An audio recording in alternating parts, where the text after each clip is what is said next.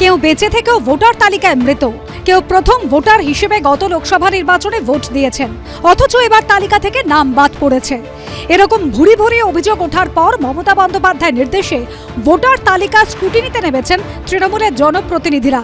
মন্ত্রী ফিরহাদ হাকিম, ভবানীপুরের কাউন্সিলর অসীম বসুর পর এবার আরেক কাউন্সিলর অনিন্দ কিশোর রাউত। নিজের ওয়ার্ডে নাম বাদ পড়া ভোটারদের হদিশ পেলেন কলকাতা পুরসভার 13 নম্বর ওয়ার্ডের তৃণমূল কাউন্সিলর অনিন্দ কিশোর রাউত।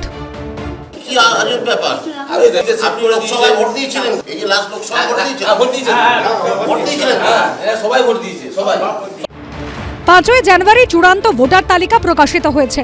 তালিকা মিলিয়ে দেখে ভুয়ো ভোটার ধরতে রবিবার উল্টোডাঙায় যান তৃণমূল কাউন্সিলর অনিন্দ কিশোর রাউত। আর তখনই সামনে আসে ভোটার তালিকায় গড়মিল। 13 নম্বর ওয়ার্ডের বাসিন্দা আকাশ সাহা গত লোকসভা নির্বাচনে প্রথমবার ভোট দিয়েছেন, অথচ বছর ঘুরতেই তার নাম বাদ পড়েছে ভোটার তালিকায়। আকাশের মায়ের নামও বাদ গেছে।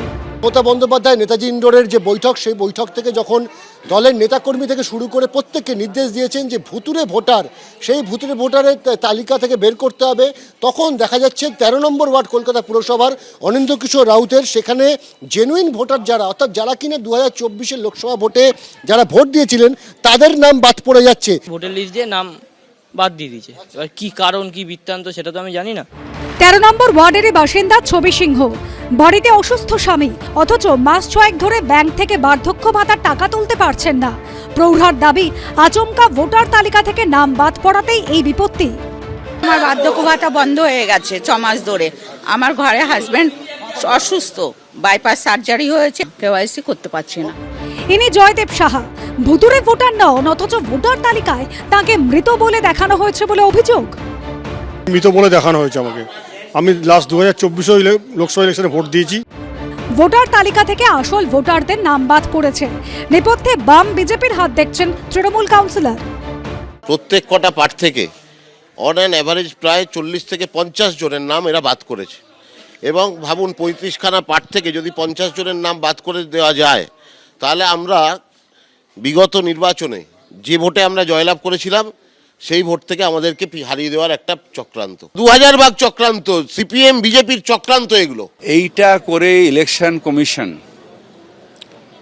বিজেপির মদতে এখানকার ভোটটাকে রিগ করতে চাইছে, কিন্তু পারবে না। তার কারণ মমতা ব্যানার্জির সংগঠনের কাছে ওরা পারবে না।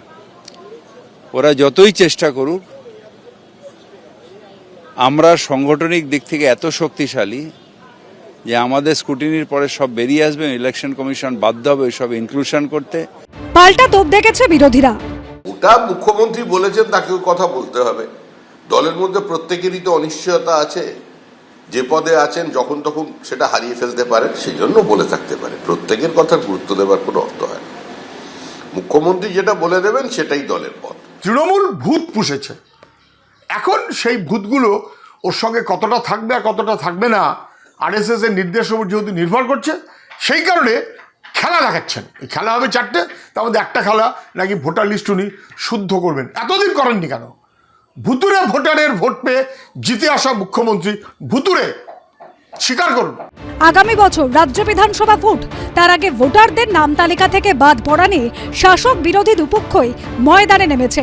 অনির্বাণ বিশ্বাস, বিটন চক্রবর্তী ও দীপক ঘোষের রিপোর্ট, এবিপি আনন্দ।